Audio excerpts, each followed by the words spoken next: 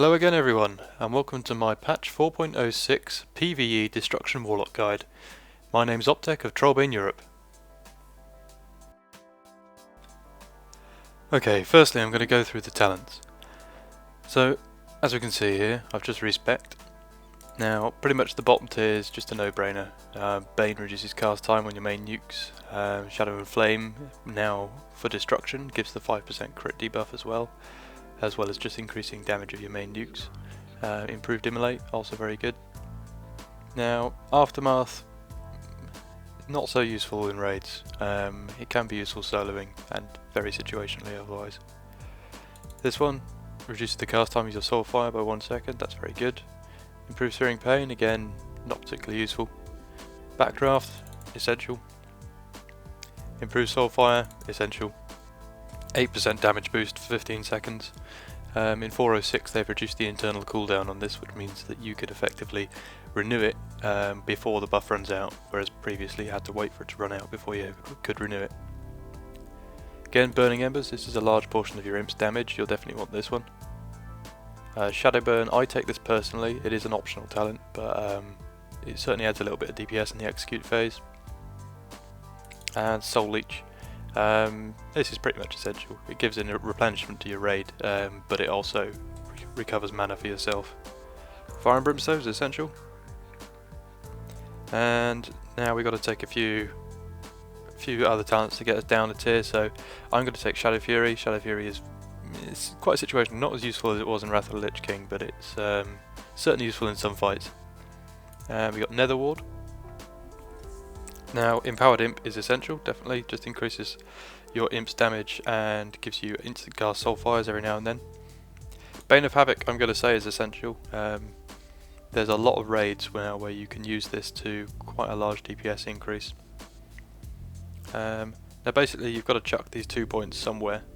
Now I'm in two minds where to put them. I'm going to put them in Nether Protection because in the off chance you do use your Nether Ward, it does obviously increase the damage you mitigate from that and helps your healers out. So I'm going to say 2 points in there. You could equally, however, put those 2 points in Aftermath or something similar, but it wouldn't have as much of a benefit. And finally, Chaos Bolt. Now for the splash talents. Improved Corruption is essential. You use Corruption as a Destruction Warlock now, and with Improved Corruption it's quite a high damaging spell. The other one is Dark Arts. You want to take this because this increases the damage that your imp does. And Felt Energy because it's likely to keep your imp alive. Now these last 2 points are up to you where you put them really. I formerly had them in Doom and Gloom, but you could equally put them in Improved Life Tap or even Mana Feed.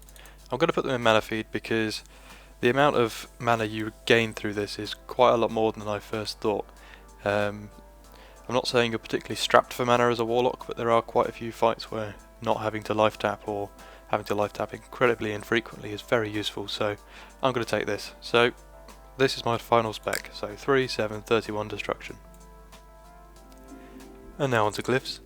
Now the prime glyphs here for a Destruction Warlock are pretty much set in stone. Glyph of Conflag, Glyph of Immolate and Glyph of Imp. Now Conflag, you can probably understand why that's most beneficial here. Conflag's one of your most damaging spells, reducing its cooldown is awesome. Again, Immolate should have pretty much 100% uptime during the fight, so increasing a solid chunk of damage by 10% is good. And then the third one is Glyph of Imp. This may not be intuitive why this is the case, but when you look at it, it's either increase all damage your imp does essentially by 20% versus increasing a single one of your nukes by 5% with the Glyph of Incinerate. And when you run the numbers, the imp comes out on top. Now for the major glyphs, there's only really one glyph here that you need, and that's Glyph of Life Tap. The other two are entirely up to you. I would recommend taking Glyph of Soul Link because again it just reduces the damage you take in raids. And Glyph of Fear, when you are called in to do some CCing, you won't want your target to run away, so it's pretty much essential, but those two choices are entirely up to you. And finally onto the minor glyphs, these are all pretty much pointless. Do whatever you want with these.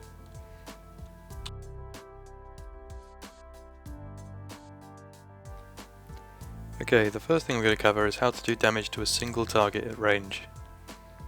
Now in this case, I've mentioned Improved Soulfire, we're going to want to keep this up all the time. Now I'm just going to demonstrate this here. I'm not going to do my priority order here. Okay, so you see I've got a timer which says how long is left on improved soulfire. Now what I tend to do is I tend to do a hard cast soulfire at about 5 seconds. This ensures that you can cast it and it lands around the time that it needs to refresh. Again, you can see empowered imp here. You should use these casts and that will refresh the timer. So to start a fight we can either use a soul shard to get an instant cast and then use soul harvest to get it back. So we've still got the buff, we can start the fight, bam, Curse of Elements, Bane of Doom, Immolate, Corruption, Conflag, and Chaos Bolt. Now it's just a priority order. So 5 seconds I start casting my Soulfire, Conflag's off cooldown, spam Incinerates in between. Try and refresh your buffs, so in between 0 and 1 seconds remaining on them. Just like I did there. See, 5 seconds again, improve Soulfire.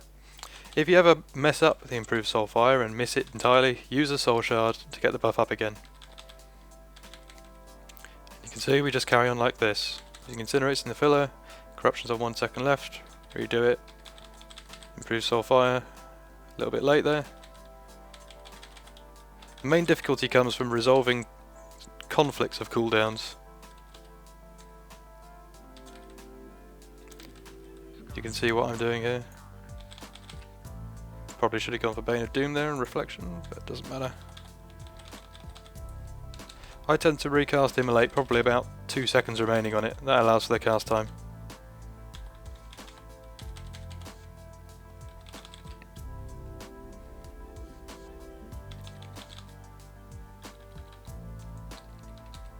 And there we go. If you can stand close to the boss, I'd recommend doing this. Don't go out of your way to get close to the boss, but if you are ever near the boss, you can use Shadow Flame to increase your damage. I'll demonstrate rotation here using Shadow Flame. So as before, get all your dots up, use all your cooldowns, then switch to putting in Shadow Flames as well. Nice fortunate instant cast Soulfire there.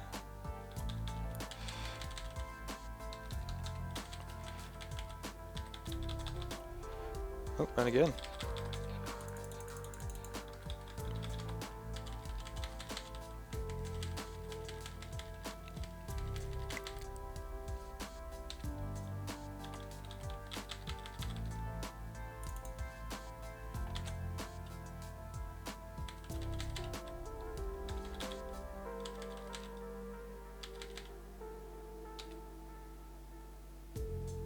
And there we go.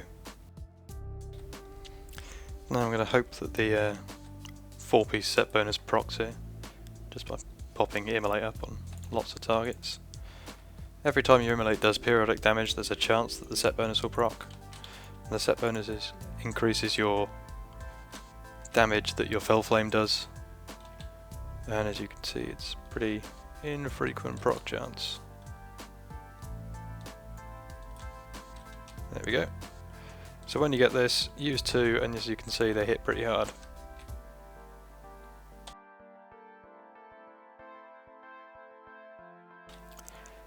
Next I'm going to cover doing damage to 2 enemies. Now in this case we're going to use Bane of Havoc. Now there's lots of specific bosses where you can get quite a lot out of this spell, but just as an example here I'm going to put it on this dummy, and then I'm going to do damage to the dummy over here, and you'll see that 15% of my damage goes from one dummy to the other. So I'll stand here so you can see both.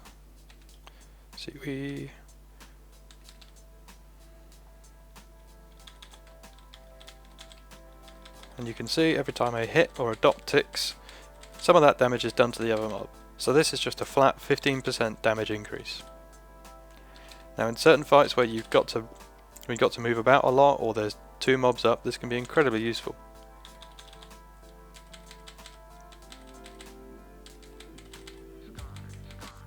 And we can see an example of using this in a raid, Valiarian and Thralian. Cast Bane of Havoc on the dragon that flies up in the air, i.e. the one you're not going to be damaging, and then switch to the other one. This ensures that as they have a shared health pool, you'll just be doing 15% extra damage for the entire fight.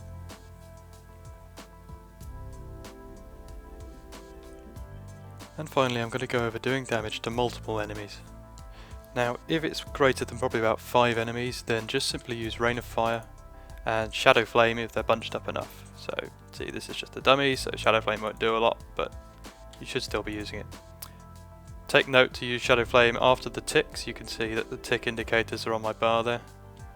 You can also use Shadow Fury if you've got it. We can see another example here in a raid. This is Meloriac, where I'm going to wait until the green buff goes on the enemies, then use Shadow Flame, and then put my Rain of Fire down.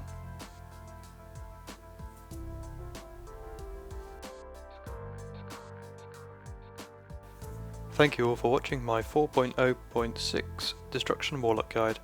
Remember, if you need any help with stat priorities, gemming or enchanting, check out my general Warlock guide on my YouTube channel. Thanks again everyone, I've been Optec of Trollbane Europe. Cheers.